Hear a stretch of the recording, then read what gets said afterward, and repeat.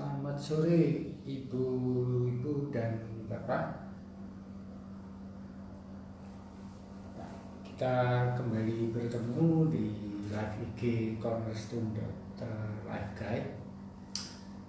Sudah semingguan ini saya banyak menulis tentang luka batin. Ya, tadi mendadak ingin berbagi sedikit tentang luka batin. Tadi sempat khawatir sebentar karena hujan super deras di Bandung. Sebelum hujan sempat petir dan geluduk bersambung-sambungan. Ya, puji Tuhan hujannya sebentar dan sambungan internet lancar. Jadi sore ini kita bisa bicara tentang luka batin. Ya, di psikologi ada istilah mother wound maupun father wound. Jadi luka yang disebabkan oleh ibu maupun ayah, bukan sekedar karena ibu bapaknya kasar misalnya, tetapi proses awalnya terjadinya luka batin ini seringkali mayoritas malahan sangat tidak disadari. Kenapa? Karena orang tua itu begitu cintanya kepada anaknya. Ya, saya yakin percaya 100% orang tua sayang, cinta, mengasihi anaknya. Hanya waktu mereka kecil, mereka juga tidak belajar dan tidak diajari bagaimana cara mencintai dan mengasihi yang terhormat, ya, yang membuat anaknya merasa dicintai, gitu ya. Dengan demikian, luka batin itu proses awalnya adalah karena tadi ketidaktahuan orang tua dalam mengasihi anaknya. Kadang-kadang bahkan ada yang membanjiri anaknya dengan cinta kasih sehingga malah mengalami apa yang disebut smothering. Ya, ini kata yang indah menurut saya, smothering yang artinya mencekik atau membekap, ya, yang ada hubungannya dengan over mothering, ya, menjadi ibu yang berlebihan, yang over service, ya. Nah, karena kedua orang tua, baik ayah maupun ibu, itu adalah sumber kebutuhan dasar anak untuk bisa terpenuhi, yaitu kebutuhan rasa aman maupun kebutuhan dicintai secara terhormat. Maka anak menganggap ketika kecil itu, ya, baik dari sejak lahir sampai dia besar, dia merasa bahwa sumber utama dan terutama kebutuhannya terpenuhi itu ya orang tuanya, ya. Jadi seakan-akan hidup mati anak itu bergantung pada orang tuanya, ya. Nah, sayangnya tadi itu, ketika berusaha memenuhi kebutuhan anak, orang tua tidak tahu caranya, sehingga kadang-kadang cinta yang mestinya tanpa syarat misalnya menjadi bersyarat, ya. Ya, contoh aja, pinter gitu, jadi rajin. Kalau kamu rajin, mama jadi senang, gitu ya. Nah, itu anak di bawah sadarnya merasa, oh, dia senang sama saya karena saya rajin. Jadi kalau saya nggak rajin, saya nggak disenangi, saya nggak layak dicintai, seperti itu. Nah, gitu, cantik, pakai baju itu yang rapi, ya. Jadi kalau nggak rapi, ya dicintai, seperti itu. Ya, itu salah satu bentuk cinta atau kasih dengan syarat, ya. Bahkan mungkin nggak harus lewat kata-kata, lewat pandangan, gitu ya. Ketika anaknya makan berantakan, pandangan ibu atau ayahnya agak sinis, meremehkan, seperti itu. Sementara kalau anaknya makan dengan rapi, ibu atau bapaknya tersenyum lebar, gitu gitu ya. Seakan-akan senyumnya itu hanya diberikan ketika anaknya berbuat baik ya. Dan tentu saja bukan hanya yang tidak sengaja seperti itu, kadang-kadang juga ada orang tua yang karena tadi tidak mengenal cara mencintai, kemudian melakukan pengabaian, ya, melakukan kekerasan, penistaan emosional. Ya. Nah, ketika anak diperlakukan ya keempat ya, ketika anak diperlakukan dicintai dengan cara tadi ya, sebut saja anomali gitu ya, anak akan merasa oh ada yang salah ya dengan saya, kok saya enggak dicintainya itu dengan berbagai kriteria, berbagai syarat. Nah, kenapa anak sampai berpikiran begitu walaupun orang tuanya sudah menjelaskan mama ini marah karena sayang sama kamu bla bla bla, papa ini nyekolahin kamu ke asrama karena cinta gitu ya. Atau bahkan ada orang tua yang kamu diikutkan bude atau diikutkan opung ini karena kami nggak mampu, mereka lebih mampu. Tapi yang diterima anak adalah saya ditolak, saya diabaikan, saya tidak diterima, saya tidak layak ya. Nah itu supaya dia, si anak ini merasa saya cukup bisa mengontrol hidup saya, karena semua manusia itu butuh mengontrol hidupnya. Salah satu caranya untuk menerima logikanya bahwa orang yang dia cintai, orang paling penting dalam hidupnya itu ayah dan ibunya yang memperlakukan dia secara tidak sayang, itu pastilah di dalam diri saya ada cacat sehingga dua orang penting dalam hidup saya itu nggak mencintai saya gitu ya. Itu salah satu bentuk proses terjadinya luka batin. Jadi kalau ibu bapak sekarang misalnya kerja keras, belajar terus sampai S3, kemudian jadi direktur, jadi manajer, kadang-kadang itu hanya untuk seakan-akan membuktikan kepada orang tua, saya ini layak, saya ini berharga. Nah, tapi akibatnya apa? Kita kayak mengulangi lagi, anak-anak tidak mendapatkan kasih yang sesungguhnya seperti itu. Itu proses terjadinya luka batin. Ya. Nah, kita mari telusuri lebih lanjut. Apa saja sih yang tadi ya, kita tidak membahas orang tua yang dengan sengaja melukai anaknya ya, dengan sengaja menimbulkan luka batin pada anaknya. Misalnya mereka yang mengalami gangguan kepribadian narsisistik misalnya gitu ya. Kita bicarakan yang mayoritas, yaitu yang menimbulkan trauma psikologis, trauma mental, trauma emosional pada anak tidak dengan sengaja ya. Tidak dengan sengaja ini pertama-tama contohnya ibu bapak melakukan silent treatment ya, menghukum anak, memarahi anak segala macam dengan cara didiamkan ya. Jadi misalnya kalau udah kesel sekali, udah frustrasi, anak sudah 777 kali diberitahu masih ngulangi, maka yang ke-778 ibu bapak diem. Mama tadi tahu tempat bolpenku di mana ya? Aku naruh di mana? Diam aja mamanya. Padahal mamanya tahu tuh di mana bolpennya. Ya. Nah, silent treatment ini kalau bentuk komunikasi adalah komunikasi pasif agresif. Memang nggak marah-marah seperti itu, tapi anak tahu kalau dia dimarahi, bahwa dia dihukum. Nah, masalahnya silent treatment ini seperti mencabut rasa aman.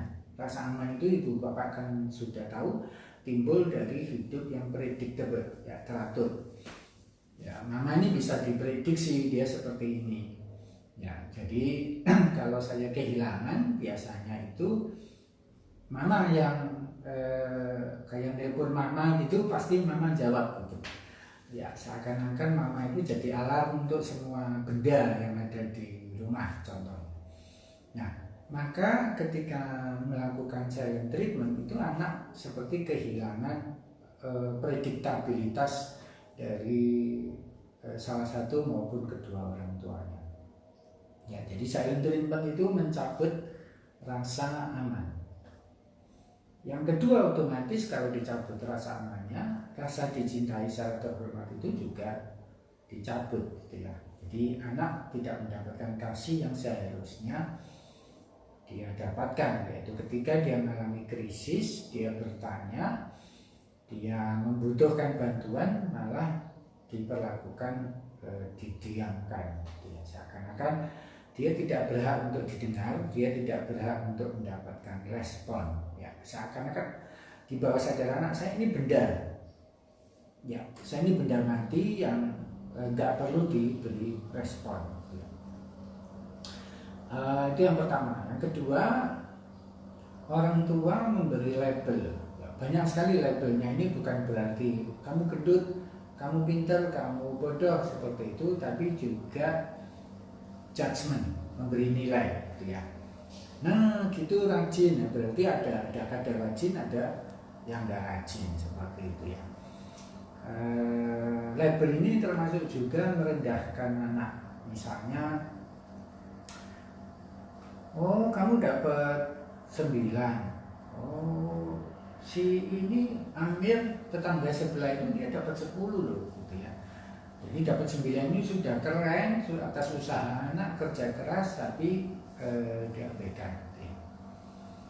Atau misalnya anak udah latihan, gitu ya, udah berusaha, udah latihan, udah merasa menurut anak ini yang terbaik, tapi gagal, gitu ya. Terus ya namanya gagal, orang gagal yang mau sedih, gitu ya. Papanya misalnya bilang, kalau kamu pengen jadi sukses, orang sukses itu nggak ada yang merangek, gitu ya, yang nangis, gitu ya. Orang sukses itu semua tangguh. Berarti itu juga sikap yang merendahkan anak. Itu juga label, ya. Termasuk tadi ya, tatapan mata tidak suka atas perilaku anak, itu juga sama dengan memberi label, ya, saya diterima atau tidak, gitu ya. Jadi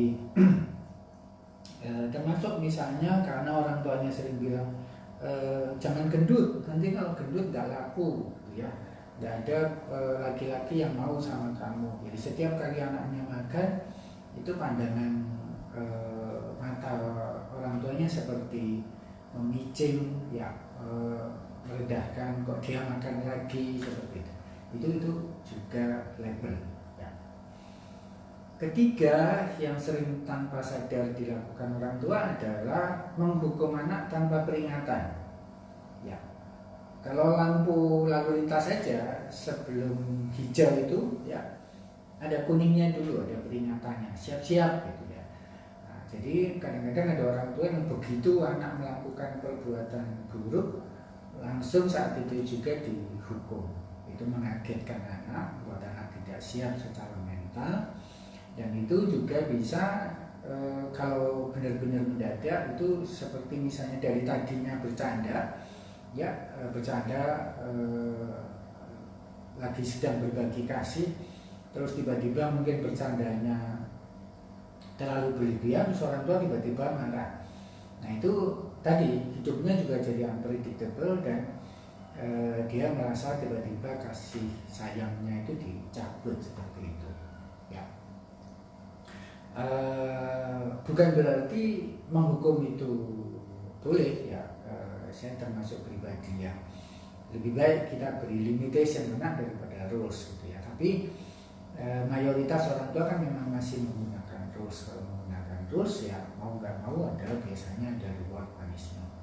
Tapi sangat tidak fair, tidak adil buat anak jika orang tua menghukum itu tanpa diberi peringatan, gitu ya. SIM aja kalau dicabut itu kan ada tahapannya, ya. Pelanggaran kesekian baru dicabut, ya. Itu pun nyabutnya juga pakai surat peringatan, gitu. Jadi peringatkan anak sebelum menghukum anak. Keempat, ini paling banyak sekali, ya, trauma yang ditimbulkan ini, yaitu sikap orang tua yang inkonsisten, ya. Jadi inkonsistensi ini seringkali dilakukan kan atas dasar apa? Rasa sayang, ya, rasa cinta yang luar biasa kepada anak. Saking sayangnya, maka ibu dan bapak berbeda pendapat. Ya, ketika papanya keras, ibunya berusaha lembut dan melakukan akomodatif, gitu ya.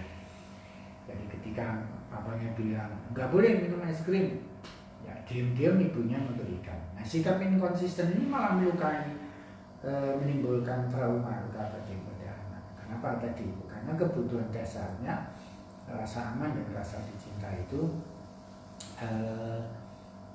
hilang gitu ya, karena anak tidak tahu saya ini mendapatkan ini karena apa? Karena diri saya atau karena orang tua. Jadi sikap inkonsisten itu seakan-akan orang tua yang selalu terus berkuasa mengontrol hidup anak.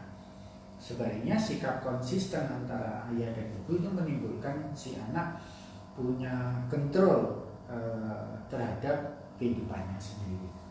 Ya. Kelima yang sering dilakukan orang tua tanpa sadar adalah mengontrol terlalu ketat. Ya, bukan hanya jumlah makannya, jumlah porsinya, cara makannya, seperti itu. Ya. Jadi kadang-kadang kan memang kita para orang tua, saya melihatnya agak ekstrim. Anak duduk ya, pernah beberapa kali itu klien remaja khususnya ketika datang itu, ayah atau ibunya itu anaknya duduk aja, misalnya duduk ngangkat kaki gitu ya, itu tiba-tiba orang tuanya, padahal saya tidak keberatan seperti itu ya. Cara ngomongnya misalnya campur aduk bahasa Inggris, bahasa Indonesia itu ternyata itu juga gitu diperingatkan gitu. Jadi banyak sekali hal-hal yang sebenarnya nggak perlu itu anak dikontrol begitu ketatnya ya. Itu antara lain yang dilakukan orang tua untuk tanpa sadar melukai batin anak. Dan kalau semua itu dilakukan, bagian yang terakhir ini adalah luka karena orang tua tidak melakukannya, ya. Karena orang tua tidak melakukan, anak malah terluka. Ya, jenisnya seperti apa? Misalnya orang tua tidak tersenyum, ya. Ketika anak melakukan perbuatan baik, orang tua diam aja flat, gitu ya. Datar, tidak memuji, tidak tersenyum, tidak memeluk anak. Bahkan ya ada penyakit, ya ada gangguan, ada gejala yang disebut marasmus. Ya, ini banyak terjadi di panti asuhan. Ya, di negara-negara miskin itu anak banyak dipelihara di panti asuhan. Anak-anak di panti asuhan ini jarang dipeluk. Ya, karena jarang dipeluk, ada yang meninggal. Mati itu karena bukan karena kekurangan makanan, tapi kekurangan pelukan, kekurangan kasih sayang. Ya, bahkan saya pernah beberapa kali klien itu konsultasi hanya untuk bertanya, Pak, gimana, Pak, bagaimana caranya memeluk anak? Jadi saya bilang, ya tinggal dipeluk aja begini, Bu, tangannya ke depan, ya Pak, tangannya ke depan, anaknya dipeluk seperti ini. Lalu saya praktekkan, bapaknya atau ibu itu saya peluk. Apa yang terjadi pada mereka? Persis seperti gejala marasmus. Si bapak sama ibu itu tegang, ya, tegang, kaku begitu ketika saya peluk. Ya tentu saja saya mengagetkan mereka dengan karena orang asing tiba-tiba memeluk mereka seperti itu. Itu beberapa hal yang kelihatannya sepele, tapi menimbulkan trauma sepanjang hidup. Ya, silakan jika ibu bapak mau bertanya, ya saya nggak akan banyak bicara presentasi. Silahkan kalau mau mengikuti sesi self healing selama 6 sesi sampai dengan Desember 2021 seperti gambar ini. Ya. Adakah yang sudah bertanya?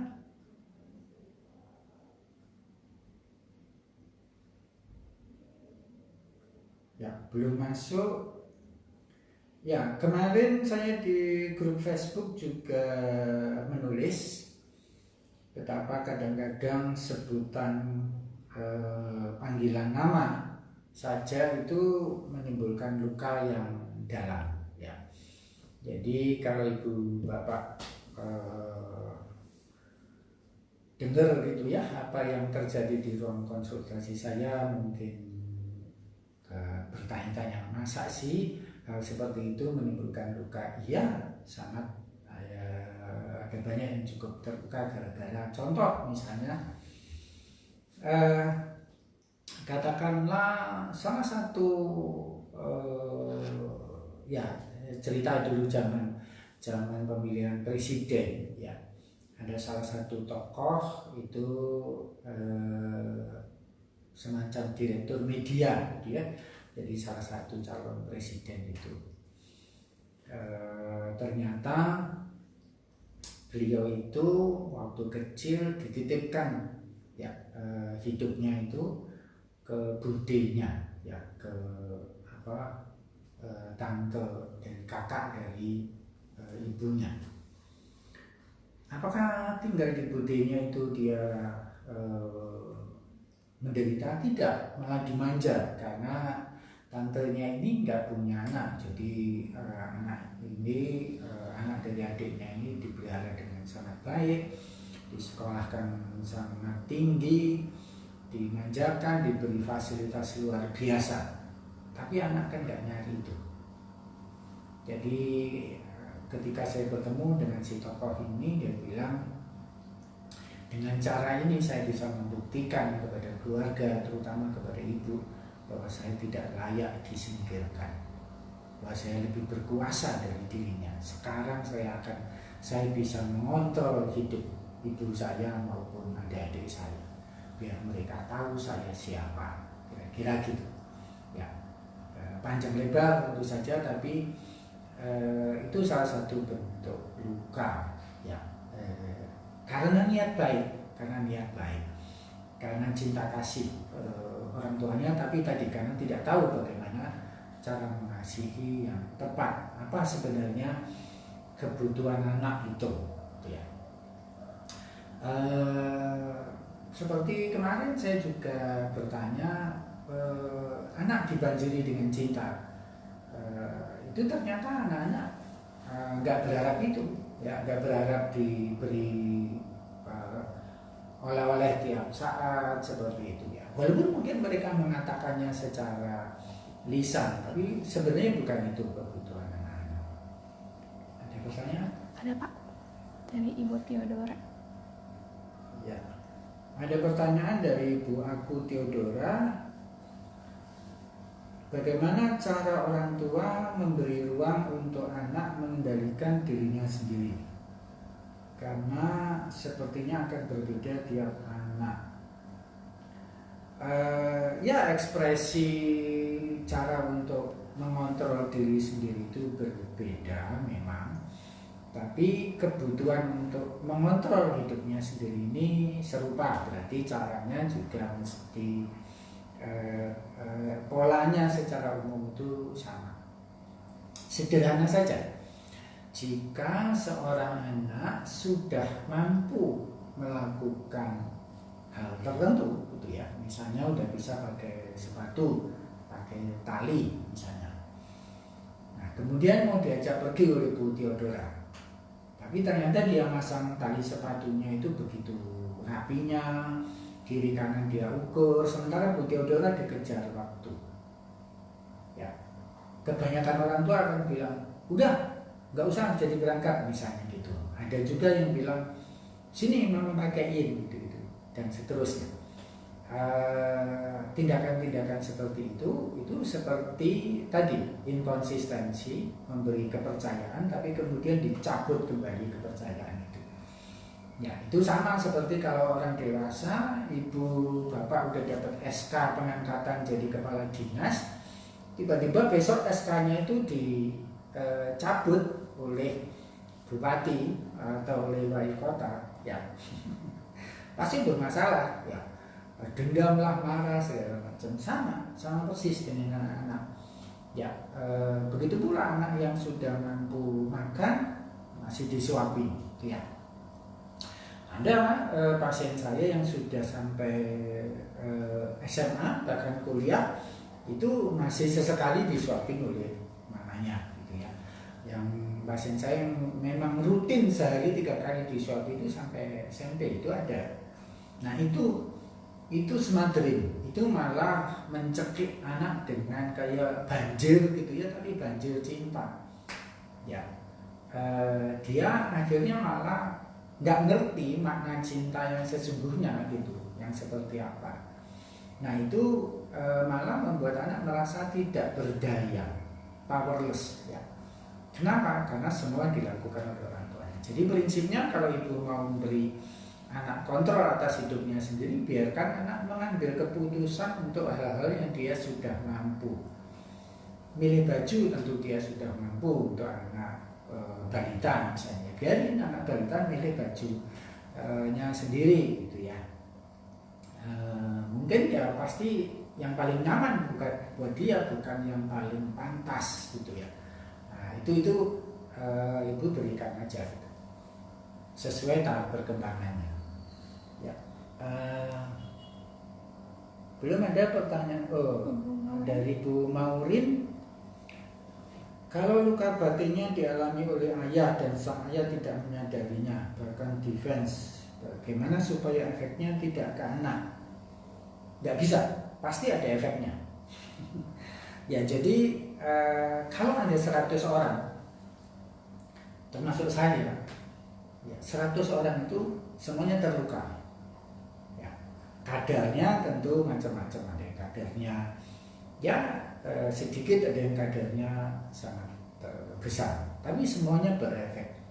Ya, bukan berarti misalnya saya psikoterapis lalu saya sempurna, enggak. Saya juga melakukan kesalahan. Saya juga tentu pernah sengaja maupun tidak sengaja melukai batin anak saya, mungkin juga anak orang lain gitu kan. Tapi kuncinya ini, karena kita tahu bahwa semua orang terluka, maka sama seperti orang sakit pada umumnya, kita mesti minum obat. Ya, jangka pendeknya kalau sampai 4 hari berturut-turut ini, dan mungkin masih 4 hari lagi saya masih akan menulis tentang ekspresi luka batin pada penyakit. Ya, misalnya sakitnya itu sering di lambung, dia sering mah. Itu biasanya karena luka batinnya adalah tidak mampu mencerna segala pendapat, perasaan orang lain maupun diri sendiri menjadi satu kesatuan yang utuh, tidak mampu menyelaraskan gitu ya hubungan dengan orang lain. Nah, jadi kalau rutin pergi ke dokter saja setiap sakit mah itu ya kayak obat luar gitu. Tapi akar dari kenapa mah terus itu nggak pernah diselesaikan, yaitu belajar kecakapan emosional untuk menghadapi orang lain. Nah, mau nggak mau ketika tadi di rumah menghadapi anaknya segala macam, ya akhirnya mentransfer lukanya tadi gitu ya. Jadi para ayah dan ibu yang terluka ini mesti menyadari bahwa dulu lukanya ibu dan bapak ini dialami karena ayah dan ibu, yaitu kakek neneknya anak-anak ibu bapak, itu juga terluka. Jadi yang ini luka batin ini antar generasi gitu, karena ketidaktahuan gitu ya, karena ketidaktahuan. Jadi untuk menghentikannya cuma satu, yaitu yang terluka ini yang memulihkan diri sendiri. Kan nggak bisa misalnya saya minta tanggung jawab ke orang tua saya gitu kan, ibu bapak meminta tanggung jawab pada orang tua, itu nggak perlu gitu ya. Tapi kita maju aja ke depan dengan cara memulihkan diri sendiri gitu ya. Makin seseorang defense, makin seseorang enggak, saya nggak terluka, itu menunjukkan lukanya makin besar. Kenapa?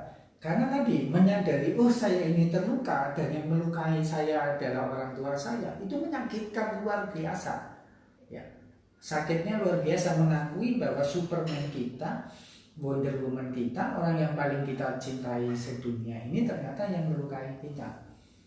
Maka lebih baik mengatakan tadi mekanisme pertahanan imunnya, enggak, saya enggak terluka. Semua orang melakukan itu kok. Jadi kalau ada 10 juta orang tua, kalau 10 jutanya itu juga tadi melakukan smothering, melakukan memanjakan anaknya, berarti benar dong, gitu ya? Enggak benar, ya. Jadi luka batin ini bukan soal mayoritas orang melakukannya, bukan, gitu ya.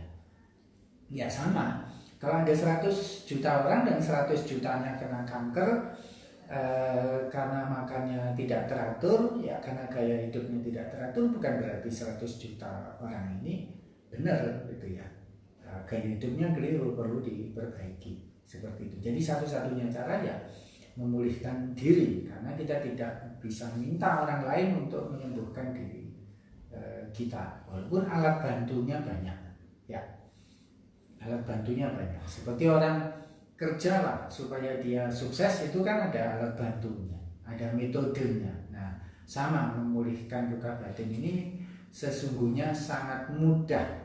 Syaratnya cuma satu, punya komitmen. Ya sama lah, kita pergi ke dokter diberi obat, kan kita mesti komit untuk meminum obatnya. Jika tidak diminum, cuma pergi ke dokter juga, kan ya tetap penyakitnya akan tetap ada. Lagi pertanyaan? Ada dari Bu Suci, Pak, di bawahnya. Iya, sebentar. Dari Bu Suci. Saya bantu. Ini deh. Kamu baca. Dok, anak saya paling sering meminta saya untuk memeluknya, tapi kadang saya suka nggak mau memeluknya. Atau kalau dia peluk-peluk saya kadang juga merasa risih. Ya, jadi kalau anak minta peluk ya ganti dipeluk. Jadi kalau ibu merasa risih, ya itu salah satu tanda ibu terluka karena dulu mungkin jarang dipeluk. Itu satu hal. Kedua, ya mungkin juga ibu kalau secara sensori termasuk golongan hipersensitif taktil misalnya. Jadi kalau dipeluk, diraba segala macam itu rasanya tidak nyaman. Tapi kita bisa melakukan teknik mindful. Jadi mindful hugging.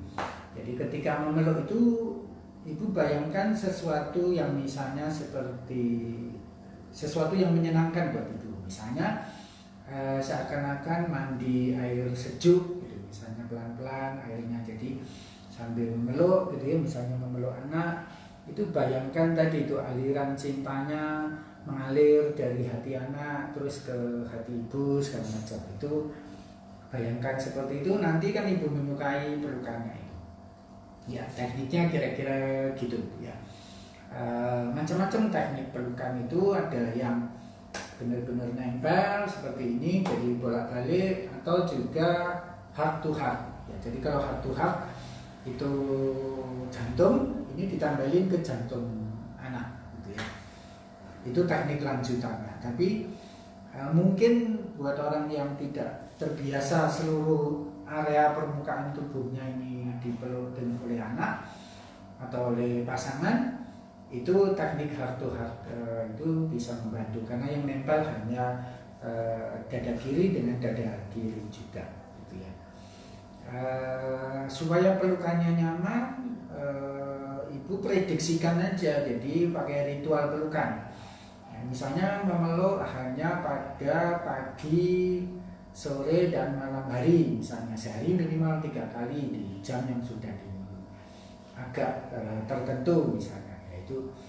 Itu untuk pembiasaan dulu. Nanti setelah ibu terbiasa, barulah frekuensinya dipersering, gitu ya.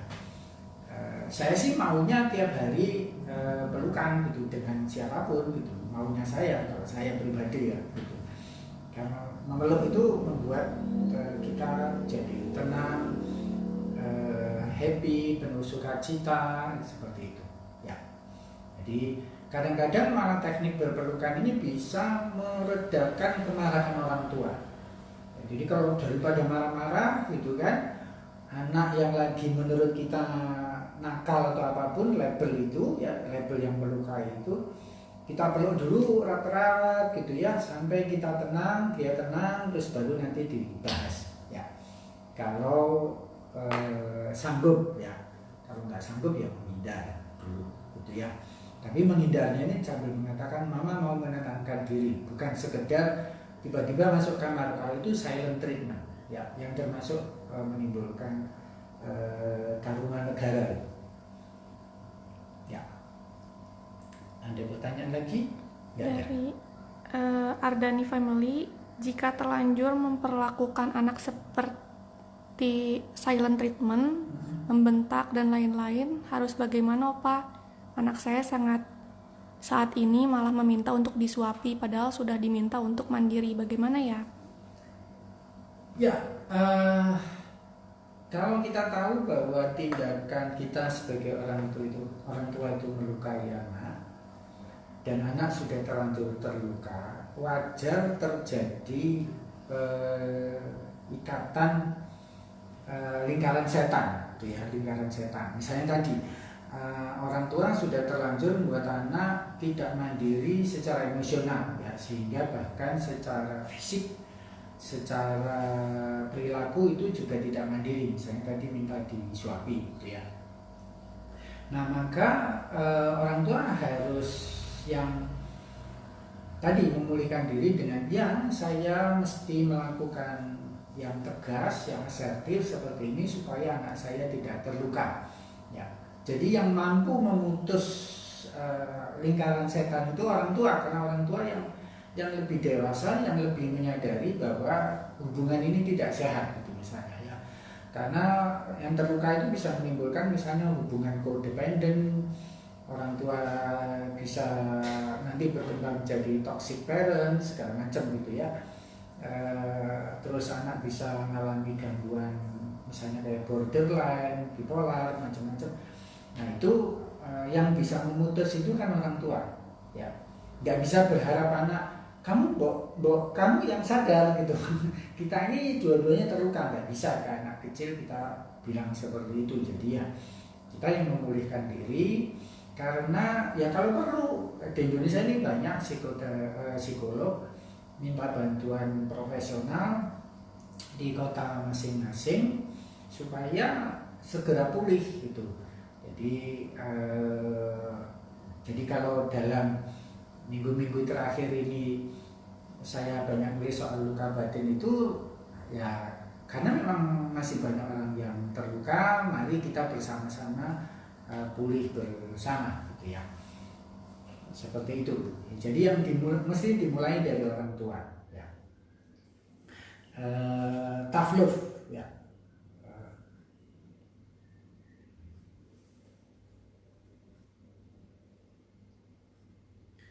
Iya, ada pertanyaan dari Bu Elis, khawatir PR-nya tidak dikerjakan ya. Bu Elis, untuk melakukan pemulihan apapun itu memang ada PR-nya. Tapi berkaitan dengan PR ini, mari kita sebut ini bukan PR ya, tapi latihan untuk menguatkan diri. Contohnya misalnya gini, ya anggap sajalah mental kita itu seperti otot ya. Jadi kalau ibu bapak rajin pergi ke gym ya, saya yakin, saya percaya ngerjain latihan-latihan self healing itu jauh lebih mudah daripada pergi ke gym ya. Terus supaya lebih mudah lagi, coba ibu bapak perhatikan sekarang ini ibu bapak pinter nggak minum ya, minum air bening, minum kopi, minum teh, itu ibu bapak sekarang ini di umur masing-masing pinter nggak? Pinter kan? Dari gelas ini langsung bisa minum glek gitu. Nah sekarang kita mundur jauh ke belakang ketika ibu bapak bayi baru lahir ya, atau bayi yang baru empasi ya. Udah pinter belum minumnya? Belum kan? Mungkin nggak inget, tentu nggak ada memorinya, tapi orang tua mungkin bisa jelasin dulu ketika kamu pertama kali nyari puting susu mama itu wah, oh, berat banget, terus kamu tersedak gini-gini gitu ya. Nah itu ya tersedak waktu belajar minum pakai gelas seperti itu ya. Karena kenapa? Karena baru pertama kali. Ya, segala sesuatu terasa berat ketika pertama kali. Olahraga kan gitu juga. Nah itu sebabnya olahraga yang seminggu sekali itu membuat kita malas berolahraga. Kenapa? Karena setiap kali olahraga jadi rasanya capek, letih, ototnya malah kaku gitu-gitu. Kenapa? Ya karena hanya seminggu sekali. Coba kalau tiap hari, nggak sanggup setiap hari harus ke kantor gini-gini. Ya mundur, bangunnya lebih dini gitu ya. Seperti itu. Jadi saya pribadi misalnya kalau sehari aja nggak jalan kaki keliling kompleks itu udah badan malah nggak enak gitu ya, malah nggak fresh, nggak seger. Kenapa? Karena ada yang terlewat. Jadi mau libur ya apa ya tetap jalan kaki pagi, rutin seperti rutin kita bernapas gitu ya.